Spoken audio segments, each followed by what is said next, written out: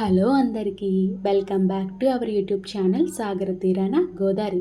ఈరోజైతే మేము దేవీపురానికి వచ్చామండి, అది కూడా ఆఫీస్ వాళ్ళందరితోటి. సో మేము నర్వ మీదగా వెళ్తున్నాము. చూడండి వెదర్ ఎంత బాగుందో, అది కూడా ఫుల్ వర్షం పడుతుందన్నమాట. మేము ముందుగానే ఆటో మాట్లాడేసుకున్నామండి, ఎందుకంటే అక్కడ సరిగ్గా ట్రాన్స్పోర్టేషన్ అనేది ఉండదు.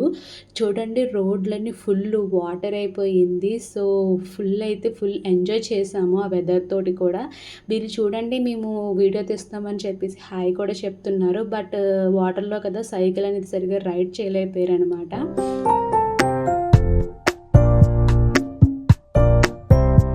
సరే మా కోసం ఎండలు ఎక్కువ లేకుండా ఇలా వర్షం అనేది కురిపిస్తున్నారేమో అని మాకు అనిపించిందండి.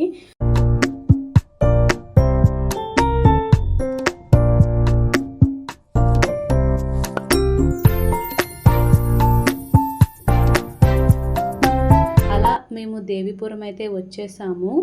సో మేము అక్కడికి వెళ్ళేసరికి అయితే 1:30 అయితే అవుతుందండి. సో లంచ్ అయితే స్టార్ట్ చేసేసారనమాట. సో మేము ఫస్ట్ లంచ్కే వెళ్ళాము. నిజంగా చెప్పాలి ఏంటంటే అమ్మవారి ప్రసాదం చాలా టేస్టీగా ఉందండి. ఎంత బాగుందంటే అంత బాగుంది. అన్నీ వేడివేడిగా ఉన్నాయి. గారి గవ్వ పెట్టారు, నెక్స్ట్ అది పుదీనా రైస్ అనుకుంటా, అండ్ రైస్, సాంబార్ అండ్ దొండకాయ ఫ్రై పెట్టారు. సో చాలా టేస్టీగా ఉన్నాయి. బట్ ఇక్కడ ఏంటంటే ఒక కండిషన్ ఉందండి, కావాల్సినంత వేసుకోవచ్చు బట్ వదిలేయకూడదు అనమాట. సో ప్లేట్ ఖాళీ అయితే కానీ మనల్ని బయటకైతే పంపించరు వాళ్ళు. మేము అలా లంచ్ చేసి బయటకు వస్తుండగా సో అక్కడ వినాయకుడిని అయితే కనిపించిందండి. ఇది స్కూల్ అన్నమాట, అక్కడ స్కూల్ కూడా ఉంది.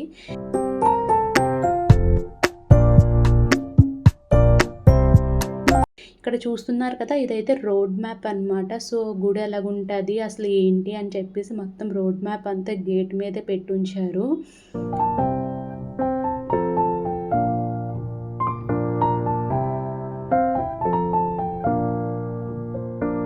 ఇప్పుడైతే మనం గుడిలోకి అయితే ఎంటర్ అయిపోతున్నాము. చాలా ప్రశాంతంగా అనిపించిందండి. వేరే లోకంలోకి వచ్చేసామేమో అని అనిపించింది.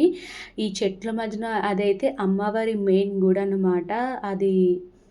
సో ఇప్పుడైతే మనం అమ్మవారి గుడిలోకి అయితే వెళ్తున్నామండి. బట్ ఇక్కడ కెమెరాస్ అవి అలో చేయలేదు, ఎందుకంటే అమ్మవార్ల విగ్రహాలు అనేవి కొంచెం ఒక రకంగా ఉంటాయని చెప్పేసి. సో ఫస్ట్ అయితే మనం శివుడి గుడికి వెళ్తున్నామండి. సో చూసారా మా గోదావరి ఎలా వెళ్ళిపోతుందో, శివుడి గుడికి పరిగెట్టేస్తుంది మెట్ల మీద నుంచి.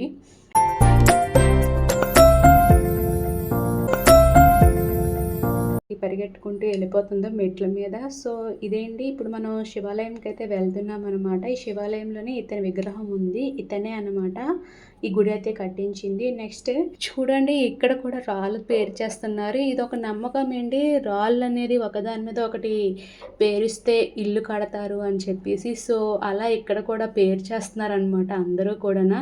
కానీ చాలామంది ఎక్కువగా తిరుపతిలోనైతే పేర్చాలి అంటారు, బట్ వీళ్ళు ఇక్కడ కూడా పేర్చేస్తున్నారు. సో చూడాలి. సో ఇప్పుడైతే కాలభైరవ టెంపుల్కి అయితే వెళ్తున్నాం అనమాట. సో ఫుల్ ఎంజాయ్ చేస్తున్నాము ప్రకృతి అది కూడా. సో దర్శనం అయిపోయాక మేము రిటర్న్ వస్తున్నామండి. సో చూడండి ఎంత ప్రశాంతంగా అనిపిస్తుందో ఇక్కడ ఈ వాతావరణం కానీ ఏదైనా కానీ.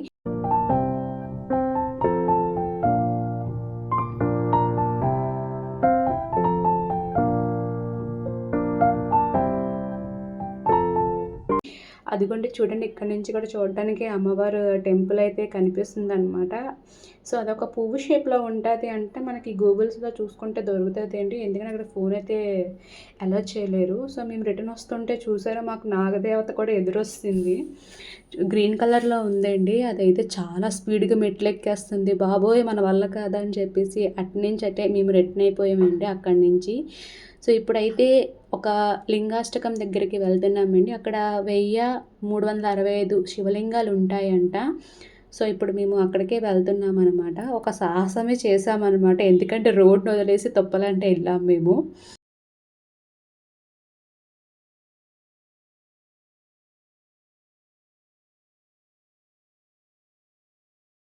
సో ఇదొక వేదిక లాంటిది అండి. ఇక్కడ ఏమైనా ఫంక్షన్స్ కానీ ప్రోగ్రామ్స్ కానీ జరుగుతాయంట. ఇప్పుడైతే ఏం లేదు కదా, సో క్లోజ్ చేసి ఉంది.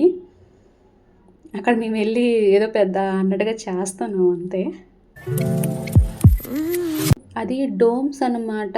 సో, అక్కడేంటంటే ఒక్కొక్క దగ్గర పేరు రాసుందండి. ఇక్కడ హోమం జరగబడును అని సంథింగ్ కొన్ని కొన్ని పేర్లయితే ఉన్నాయి. మేమైతే అక్కడికి వెళ్ళలేదు. ఎందుకంటే ఏమో మనకు తెలీదు కదా! ఎలాగుంటదో అని చెప్పేసి.